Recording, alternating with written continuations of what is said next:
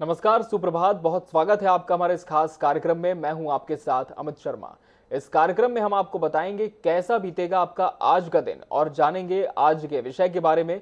और मेरे साथ इस समय भोपाल से जुड़ चुके हैं ज्योतिषाचार्य पंडित अरविंद तिवारी जी। पंडित जी, आपका एक बार फिर बहुत स्वागत है इस खास कार्यक्रम में। तो चलिए इस कार्यक्रम की हम शुरुआत करते हैं।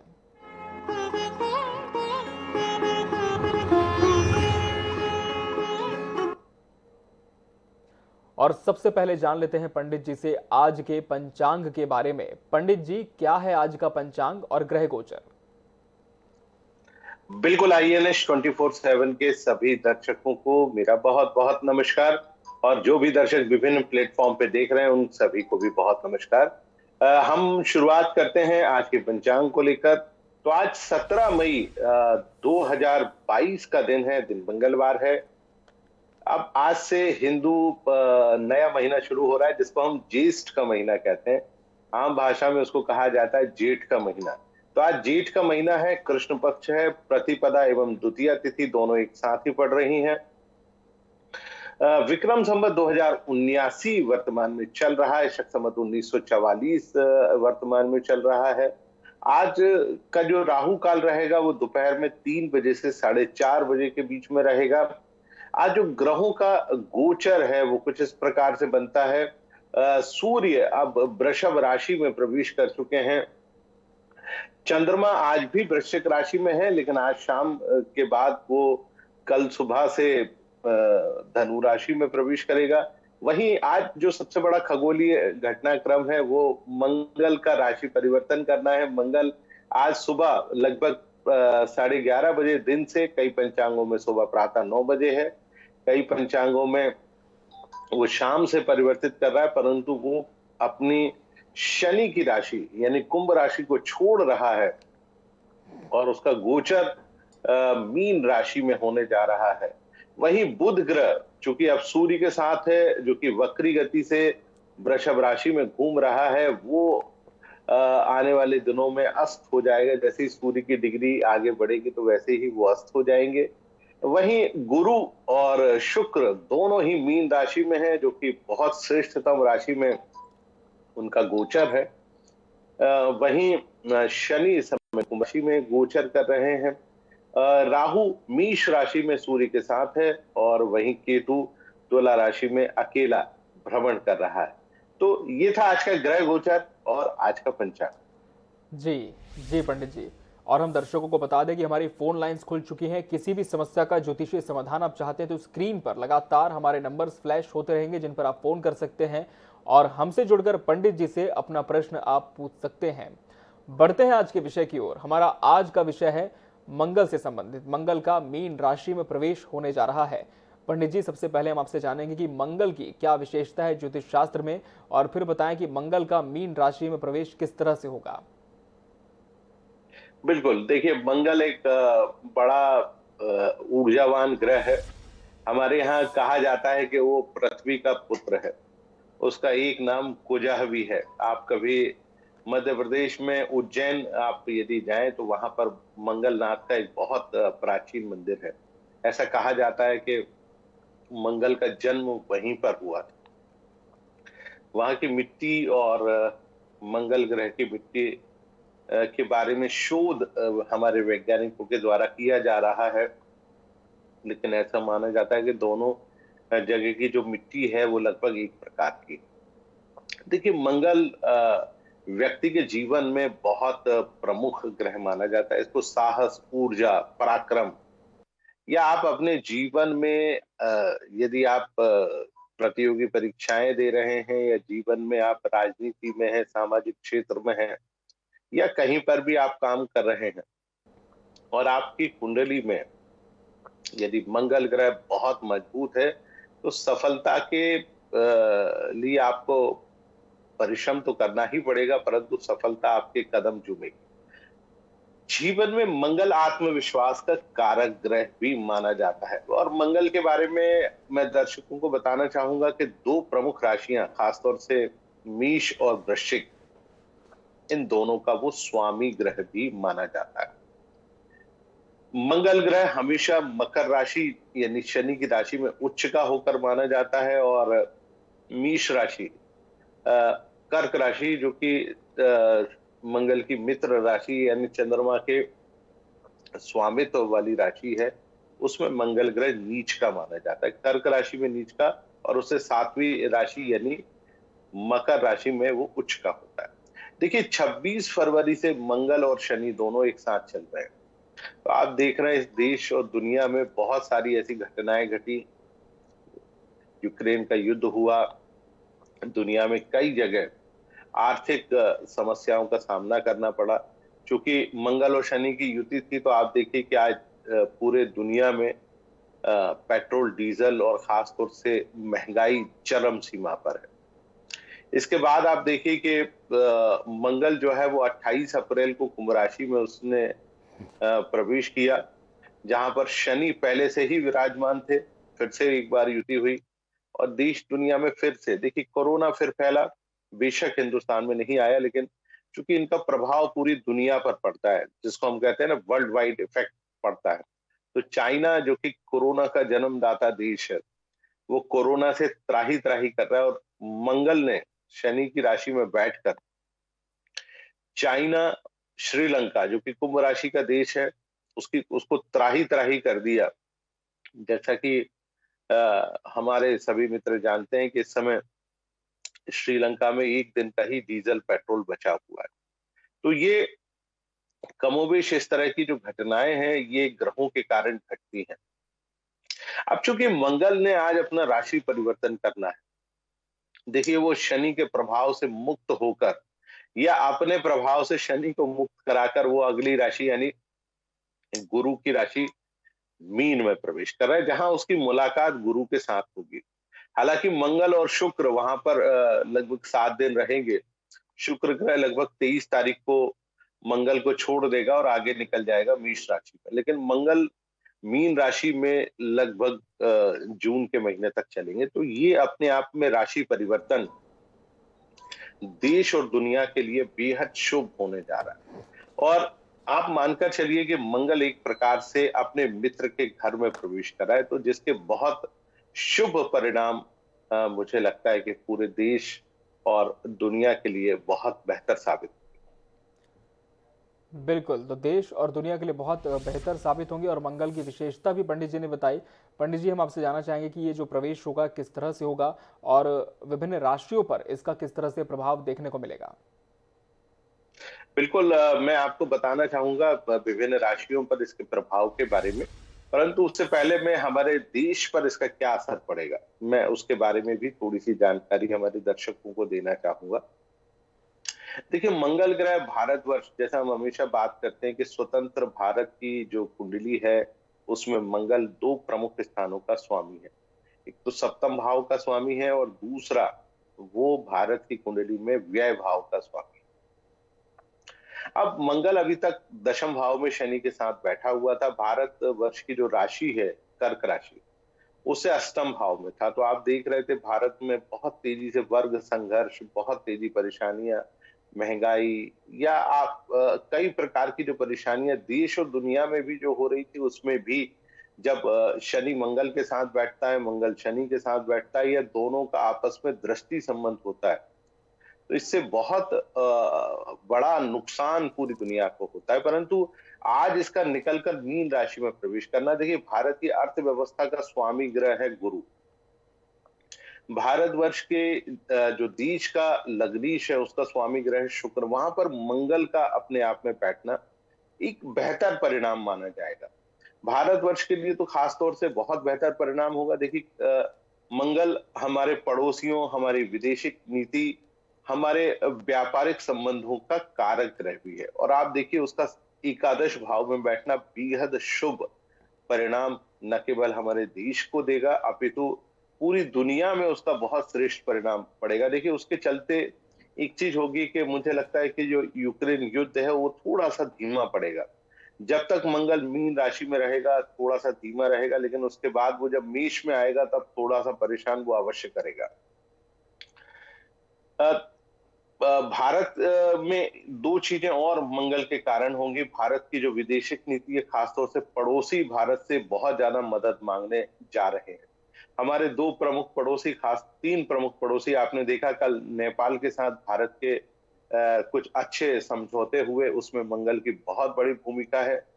इसके अलावा आप देखिए कि भारत के दो पड़ोसी देश श्रीलंका में आर्थिक संकट बहुत गहराया हुआ है। तो ये समय मुझे लगता है कि भारत श्रीलंका की बहुत ज्यादा मदद करने की स्थिति में रहेगा।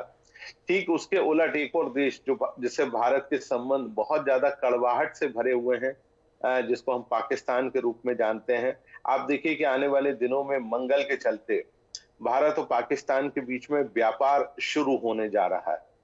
और पाकिस्तान में जो महंगाई अपने चरम पे है, वो इस मंगल ग्रह के मीन राशि में परिवर्तन के चलते वहां पर महंगाई में कमोबेश कुछ ना कुछ कमी अवश्य आएगी, और भारत भी अपने इस पड़ोसी देश की आर्थिक रूप से तो नहीं लेकिन व्यापारिक रूप से जरूर मदद कर पाएगा। तो इसमें मंगल की बहुत महत्वपूर्ण भूमिका है। अब बात करते हैं विभिन्न राशियों को लेकर के, इसका प्रभाव विभिन्न राशियों पर किस प्रकार से पड़ेगा। तो मैं आपको बताऊं कि मंगल चूंकि मेष राशि का स्वामी है, और इसका ट्रांजिट मंगल की 12वीं राशि यानी मेष राशि से जो 12वीं राशि है यानी मीन, वहां पर इसका ट्रांजिट हो रहा है। तो मेष राशि में मंगल का प्रवेश, मेष राशि वाले जातकों के लिए मंगल का मीन राशि में प्रवेश बहुत ज्यादा शुभ नहीं माना जा सकता। देखिए, जब भी राशि का स्वामी 12वें भाव में बैठा हो तो, और वहीं पर आपको कई मामलों में अनावश्यक तनाव पैदा होता है, मन अशांत हो जाता है। ऐसा लगता है कि हमारे आसपास के जो घटनाक्रम है वो सारे हमारे ही खिलाफ हो रहे हैं।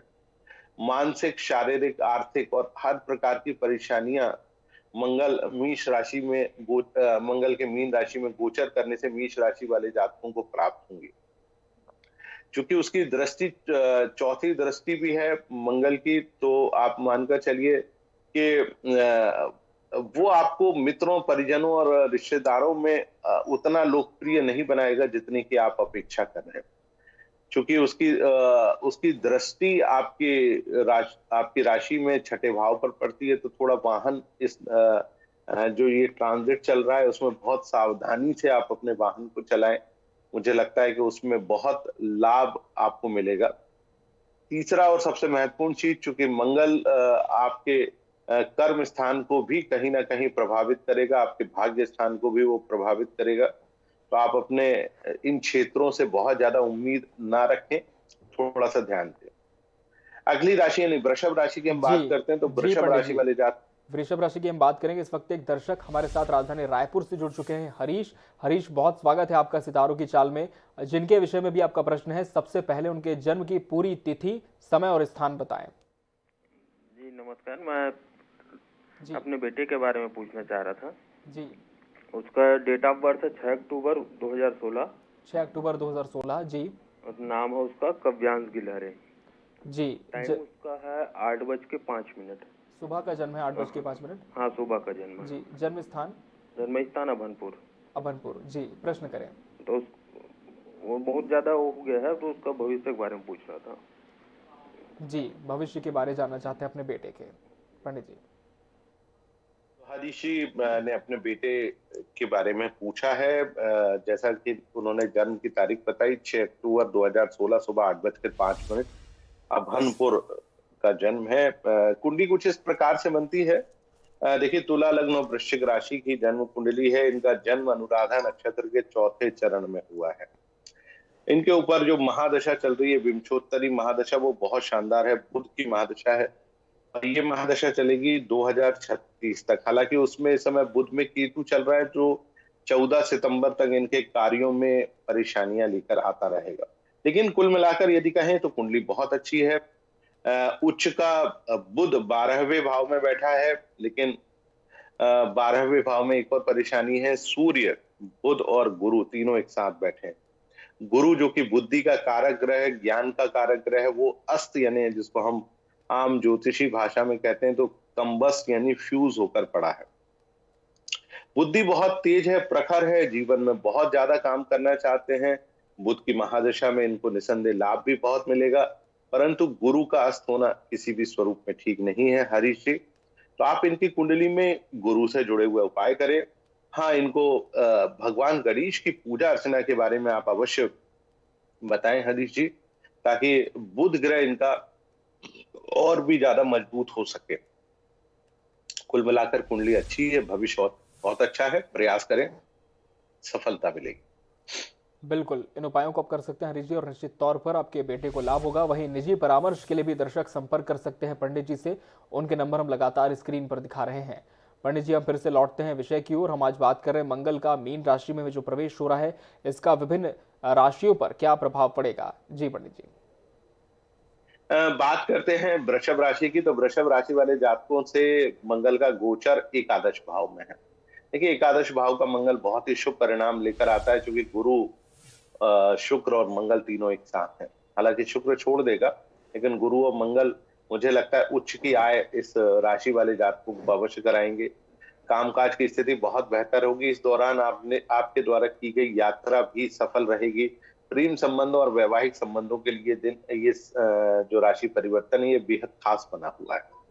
अगली राशि की हम चर्चा करते हैं, वो है मिथुन राशि। बिल्कुल देखिए, ये पंडित जी, सबसे ज्यादा मिथुन राशि की हम चर्चा करें। इस वक्त एक दर्शक रायपुर से जुड़ चुके हैं, देव नारायण साहू। बहुत स्वागत है देव जी आपका इस कार्यक्रम में।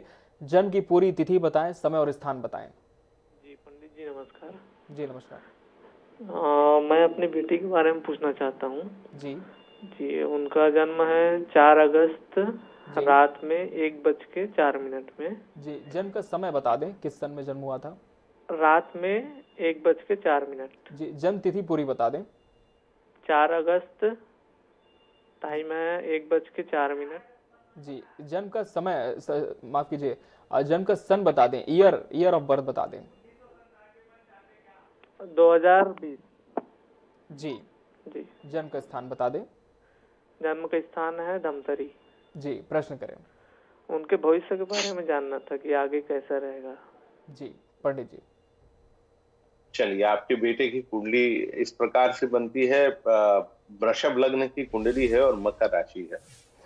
देखिए, भाग्य स्थान का स्वामी शनि, देव नारायण जी, आपके बेटे की कुंडली में भाग्य स्थान में ही बैठा हुआ है। हालांकि वो वक्री गति से बैठा है। और आपको एक कमाल की बात बताएं, आपके बेटे की कुंडली में मंगल है, वो मीन राशि में है, और आज ही मंगल मीन राशि में पहुंचा है। तो ये बेहद शुभ स्थिति आपके बेटे की कुंडली में है। परंतु एक परेशानी आपके बेटे की कुंडली में जो सबसे ज्यादा है, वो है पितृ दोष का वहां पर बनना। भी तो बहुत छोटा है, लेकिन चूंकि पितृ दोष बन रहा है, तो आप पितृ दोष की शांति अवश्य कराइएगा इनकी जन्म कुंडली में। वरना जीवन में उन्नति और खासतौर से पढ़ाई और शिक्षा के क्षेत्र में इनको कहीं ना कहीं परेशानियों का सामना करना पड़ेगा। लेकिन कुल मिलाकर कुंडली बहुत अच्छी है। लग्नेश का द्वितीय भाव में बैठना ये अपने आप में बहुत अच्छी बात है। भाग्येश यानी शनि का भाग्य स्थान में बैठना ये भी बहुत अच्छी बात है। और सबसे महत्वपूर्ण चीज मैं बताना चाहूंगा आपको, वो है चंद्रमा का भी भाग्य स्थान में बैठना, ये भी अच्छी बात है। इनके जीवन में बस देवनारायण जी एक ही परेशानी रहेगी, कंसंट्रेट यानी चित्र में एकाग्रता में हमेशा देवनारायण जी ये परेशान होंगे। तो जब भी चित्त में एकाग्रता ना हो, तो इनको सीधे हाथ की जो तीसरी उंगली है, उसमें एक चांदी का मोटा छल्ला, जो हम जैसे अंगूठी बनाते हैं, ठीक उसी प्रकार का छल्ला आप इनको अवश्य पहना दीजिएगा। तो मुझे लगता है कि उससे इनको बहुत लाभ अवश्य प्राप्त होगा। बिल्कुल, इन उपायों को आप कर सकते हैं देवनारायण जी, निश्चित तौर पर सफलता मिल सकती है। वहीं पंडित जी से निजी परामर्श भी दर्शक ले सकते हैं। उनके नंबर हम लगातार स्क्रीन पर फ्लैश कर रहे हैं। पंडित जी, चूंकि समय की बाध्यता है और हम कार्यक्रम के अंतिम चरण पर भी हैं, इसलिए हम दैनिक राशिफल की ओर बढ़ जाते हैं और शुरुआत कर लेते हैं मेष राशि के जातकों के साथ। बिल्कुल, मेष राशि वाले जातकों से शुरुआत करते हैं। आज मेष राशि वाले जातकों का समय थोड़ा सा कमजोर है। देखिए, चंद्रमा आज अष्टम भाव में गोचर कर रहा है, जिसके चलते थोड़ी सी परेशानी मेष राशि वाले जातकों को बनी रहेगी। धैर्य रखें, चिंता ना करें, कल दोपहर से समय स्वतः ही ठीक होगा। सलाह केवल यही है, वाहन सावधानी से चलाएं और विवादों से बचने की कोशिश करें। अगली राशि की ओर हम बढ़ते हैं, वो है वृषभ राशि। वृषभ राशि वाले जातकों का समय लगातार बहुत शानदार बना हुआ है। देखिए, सप्तम भाव का चंद्रमा और आपकी राशि स्वामी का एकादश भाव में बैठना बहुत श्रेष्ठ स्थिति है। शासन से आपको मदद मिलेगी, कामकाज बहुत बेहतर होंगे। सलाह यही है कि जितने भी आवश्यक काम है उनको तेजी से संपन्न कर लें। अगली राशि की हम चर्चा करते हैं, वो है मिथुन राशि। मिथुन राशि वाले जातकों का समय बहुत शानदार है। देखिए, आपका राशि स्वामी हालांकि वक्री गति से वृषभ राशि में घूम रहा है, लेकिन एकादश भाव में मंगल और गुरु दोनों आपको लाभ अवश्य देंगे। बस दो चीजों का आपको ध्यान रखना है, वो है सेहत और वाहन को चलाना। तो दोनों को बहुत ध्यान से रखें, बाकी शेष सारी चीजें बहुत बेहतर बनी हुई है। अगली राशि यानी कर्क राशि की हम चर्चा करते हैं। कर्क राशि वाले जातकों का समय धीरे धीरे आपके बेहतर हो रहा है और भी आने वाला समय बहुत बेहतर है। देखिए, एक तो मंगल आपकी राशि से अष्टम भाव में पड़ा हुआ था, वो निकल गया, भाग्य स्थान में पहुंच गया, जिसके चलते आप अपने आवश्यक कार्यों की योजना बनाएं और उनको तेजी से संपन्न करने की कोशिश करें। कल दोपहर के बाद से समय और बेहतर होगा।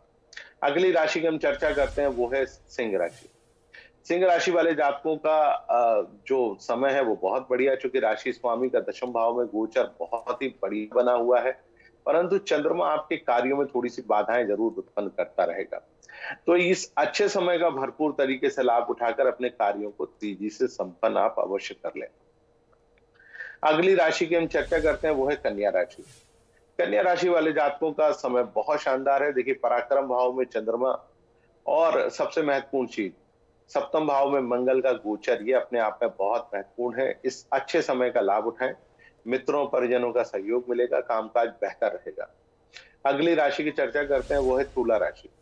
तुला राशि वाले जातक थोड़े से परेशान है। देखिए, चंद्रमा इस समय द्वितीय भाव में है, जिसके चलते घर परिवार आर्थिक और खासतौर से अदालती और मुकदमेबाजी जैसे कार्यों में परेशानी बनी रहेगी।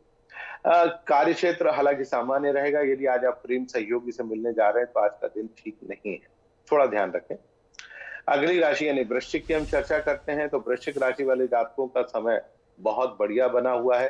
देखिए, मंगल का गोचर आपकी राशि से पंचम भाव में बहुत बेहतर बनाएगा, माता के स्वास्थ्य को ठीक करेगा, कामकाज बेहतर करेगा और कमोबेश आपके जीवन में इसका भरपूर लाभ आपको मिलेगा। तो सलाह यही है, इसका फायदा उठाकर अपने आवश्यक काम तेजी से संपन्न कर लें। अगली राशि यानी धनु राशि की चर्चा करते हैं। धनु राशि वाले जातकों के लिए समय अभी ठीक नहीं है। देखिए, आपकी राशि से चौथे भाव में गुरु शुक्र और आज मंगल भी वहीं पर पहुंच गया, तो आपको तनाव और परेशानी बहुत ज्यादा मिलेगी। चंद्रमा भी ठीक नहीं है, तो थोड़ा धैर्य रखें, चिंता ना करें, कल दोपहर के बाद से समय थोड़ा बेहतर अवश्य होगा। अगली राशि की चर्चा करते हैं, वो है मकर राशि। मकर राशि वाले जातकों की कुंडली बहुत शानदार बनी हुई है। पराक्रम भाव में गुरु शुक्र और मंगल भी प्रवेश कर चुका है, जो आपके कार्यों में सफलता देगा। कामकाज की स्थिति बहुत बेहतर बनी रहेगी। सलाह यही है कि जितने भी आवश्यक काम है उनको कल दोपहर तक अवश्य कर लें, ताकि आपको लाभ की प्राप्ति हो। अगली राशि की चर्चा करेंगे, वो है कुंभ राशि। कुंभ राशि वाले जातकों का समय भी बढ़िया है। देखिए, आपकी राशि में शनि का गोचर बहुत शुभकारी है, आपका राशि स्वामी है, आपको लाभ देगा। कामकाज में तेजी बनाए रखें, क्योंकि 6 जून के बाद जब शनि वक्री होगा तो आपको थोड़ा तंग भी वो अवश्य करेगा। अंतिम राशि यानी मीन राशि की हम बात करते हैं। मीन राशि वाले जातकों का समय बहुत शानदार है। देखिए, राशि स्वामी का मीन राशि में गोचर और आज से मंगल का भी गोचर आपकी राशि में हो रहा है। क्योंकि भाग्येश है, तो आप भाग्य में आ रहे अवरोध दूर होंगे, कार्य क्षेत्र मजबूत होगा, संबंधों में बेहतरी रहेगी। प्रेम संबंधों और वैवाहिक संबंधों के लिए दिन आज बेहद खास बना हुआ है, तो इसका आप भरपूर तरीके से लाभ उठाएं और अपने जीवन को एक नई दिशा अवश्य दें। जी, तो ये था 12 राशियों का राशिफल। पंडित जी, बहुत बहुत धन्यवाद आपका, आप हमसे जुड़े, इस विषय पर विस्तार से जानकारी दर्शकों को दी, साथ ही दैनिक राशिफल के बारे में भी बताया। आपका बहुत बहुत धन्यवाद। और इसी के साथ सितारों की चाल में फिलहाल इतना ही। कल हम फिर हाजिर होंगे एपिसोड में एक नए विषय के साथ। तब तक के लिए दीजिए इजाजत। नमस्कार।